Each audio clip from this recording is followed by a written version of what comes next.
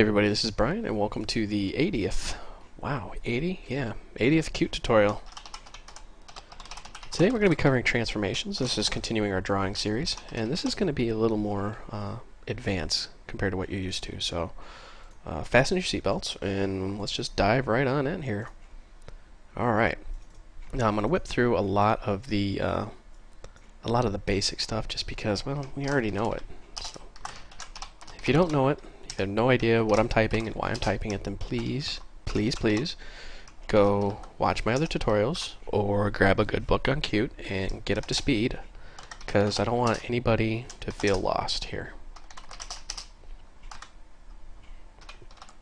Alright, so we're just going to override the paint event. And if you wonder why I right click and I go refactor and then add definition to dialog.cpp, it's because one of the people who watch these videos, and actually I remember who you are, Andre PL, he also writes in with another good tip which says you can use Control Alt up and down to duplicate the line with the cursor, and Control Shift up down to move the line up and down.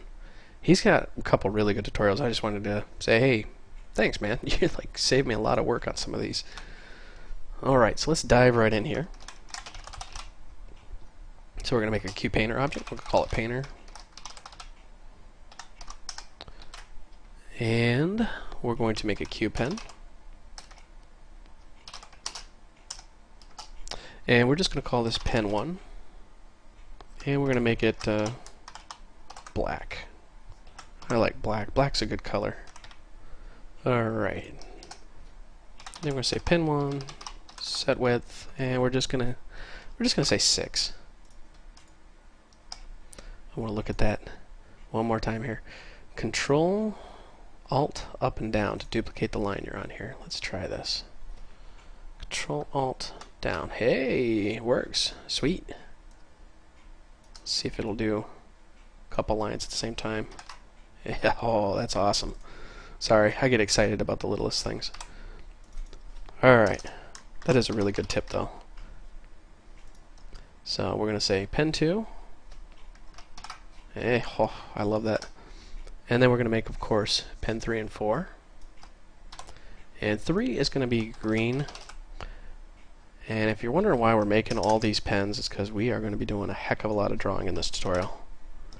And not the entry-level how to draw a circle kind of thing. So got a little bit of preliminary to set up here before we start, so bear with me. So now we've got our 4 pens, pen 1, 2, 3, and 4. They're black, red, green, and blue. And we're going to just make a QRect object. And we're going to say rect, and we're going to say 100, 100, 100, 100. We're just going to make a perfect square at 100, 100.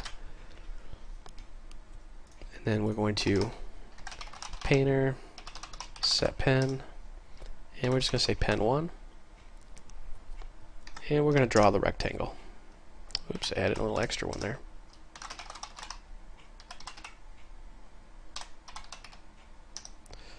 And of course, coordinates to our rect.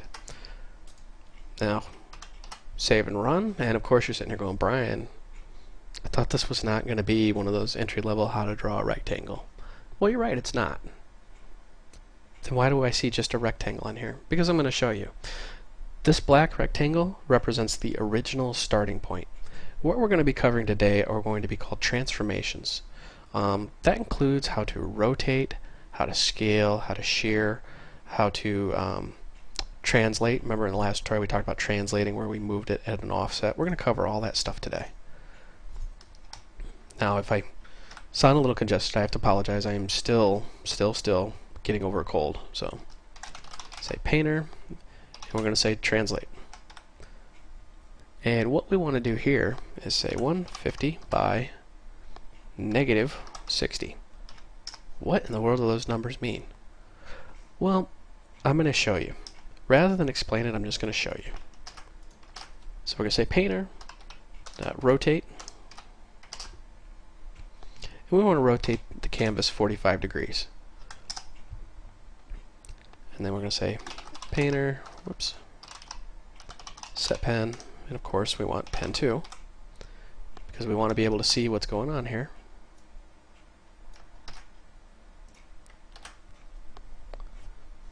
And then we're just going to draw a rectangle again.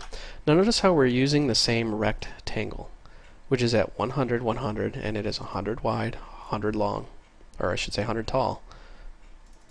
But we're using this translate, and we're using rotate. So let's build and run this and see what happens here.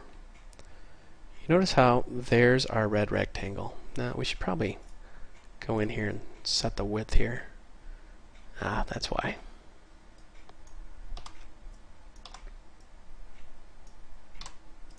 That's what all that cold medicine does to you. It makes you all groggy and not paying attention to what you're typing.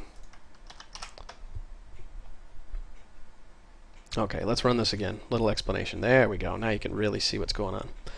The black one is our original. The red one is the one we just rotated. Now, we didn't actually rotate the rectangle. We rotated the canvas.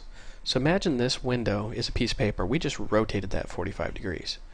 Now, the problem is we didn't rotate this area of the screen, the 100 by 100. We rotated at 0. And that's why you need that translate. Let's take translate out of there and see what happens. Notice how, wow, our red rectangle is actually going off the screen. It's because we rotated from this 0, 0 up here. So just draw a line straight here to center this. Now rotate that 45 degrees. And what happens? Ends up over here. That's why you need that translate. Because what translate does is it adds an offset. And what we said is add 150 and then minus 60. So let's actually change the minus 60 to 0 just so we're not translating into that. And so let's see what's happening here. So the 150 actually said bump this out 150 pixels. But you notice how it's still down lower because we took the center axis and rotated it. So now we need to bump this up. And you do that by giving it, of course, a negative number, which in this case is negative 60. Run this again. And there we go. So now we have it, perfectly aligned in the center of our original. Remember, when you call a transformation, especially like rotate, it works off 0, 0. The 0, 0 coordinate is the upper left. So it's going to rotate based on the upper left. So this corner right here would no longer be here. It would be down here somewhere. And that's why this square moved almost off the screen. So I hope the translate command is a little more clear. And yes, it will take a little trial and error on your part to really figure out, what you want to do and how you want to do it. So now we're going to say pin 3. And what we want to do with pin 3 is we want to scale. And we're going to say painter.scale. And what we want to do is say 0.5 and 0.5. What we're going to do is we're actually going to shrink that rectangle. Remember, we're using the same rectangle over and over again. The coordinates of that rectangle are 100, 100, but we're rotating the canvas. We're using pen 3, which is, I believe, the green pen. And then we are reducing it by half, 0.5. Any guesses what's going to happen here? Let's find out. Build and run your project. And there is your green. And notice how it is above the red. It's almost exactly aligned. Actually, it is exactly aligned. Well, what happened? Well, we scaled it, meaning we took this red one, we reduced it in size, but because we reduced the scale, it doesn't stay in the same spot. It actually moves. And that's why you need the translate to give it an offset. So if you know that this was 100 and you did a translate 50-50, you would actually be able to bump this back down into the center.